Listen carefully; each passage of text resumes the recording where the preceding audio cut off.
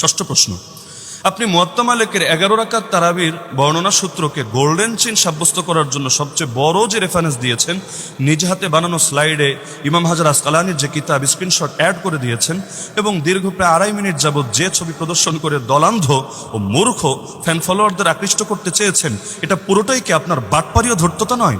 লজ্জা করে না একজন শিক্ষিত মানুষকে এমন প্রতারণা করতে? আলেম সমাজকে পচানোর নিয়তে ধোকাবাজি করার চাইতে তো আগের মতো মেমোরি লোড করাও ভালো। আমি আপনাকে কেয়ামত পর্যন্ত টাইম দিলাম, আবারও বলছি, আহলে হাদিসের শায়েখ বনে যাওয়া হে ব্রাদার, কেয়ামত পর্যন্ত টাইম দিলাম।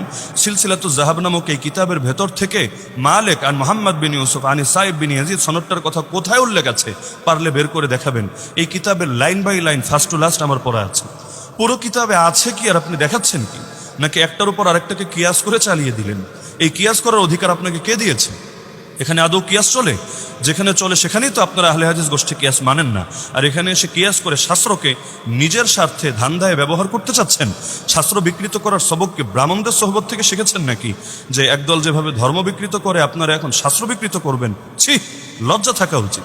কিতাবের নামেই লেখা আছে, ন্যূনতম আরবি পড়তে পারলেও তো এটা নজরে আসা উচিত ছিল। অবশ্য স্লাইডে থাকা ছবিতেই বড় করে লেখা ইবনে হাজারকে যে বারবার ইমাম হাজার বলে, তার থেকে আর কি বা আশা করা যেতে পারে? আমি শুনিয়ে দিচ্ছি, বইয়ের নামের অংশ হিসাবেই লেখা আছে সিলসিলাতুজ যাহাব। আপনার মতো জাহাব না, সিলসিলাতুজ যাহাব না, এটা তো উচ্চারণটাও শুদ্ধ করে করা যায়, সিলসিলাতুজ যাহাব ফিমা রাওয়াহুল ইমাম আশ-শাফিঈ আন মালিক আন নাফি আন ইবনে ওমর।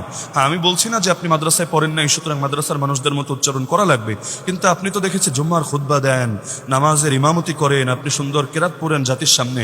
তো উচ্চারণ যদি এই পর্যায়ে হয় তাহলে বিষয়টা তো হাস্যকর ব্যাপার। তো আপনার পেছনে যারা নামাজ পড়ে এদের নামাজ কি হবে? আর আপনি বিতর্ক করতে আসেন, ভালো কথা, আপনার নামাজ যদি না হয় তাহলে আল্লাহর কাছে কি জবাব দিবেন কিয়ামতের দিন? প্রথম প্রশ্নই তো হবে নামাজ নিয়ে। তো যেটা বলছিলাম, তো এই যে পুরো কিতাব ইমাম হাজার, বা আপনার ভাষায় বললে ইমাম হাজার আর আমরা বললে ইবনে হাজার আসকালানী রাহমাতুল্লাহ আলাইহির লেখা এই সিলসিলাতুজ যাহাব, এই কিতাবের মধ্যে একটা মাত্র সনদের হাদিস নিয়ে তিনি আলোচনা করেছেন। এই সনদকে আসাহুল আসানিদ হওয়ার বিষয়টা কে অস্বীকার করেছে? আমি করেছি, অথবা ইতিপূর্বে আমাদের ঘরানার কেউ করেছে?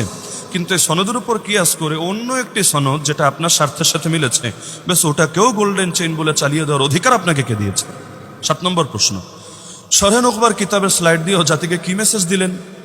আবার এর দুটো লাইনকে মার্ক করে মূর্খ ফ্যান ফলোয়ারদের কি বোঝাতে চাইলেন? এই 2 লাইন তো দূরের কথা, পুরো কিতাবের কোথায় আপনার সনদকে গোল্ডেন চেইন বলা হয়েছে?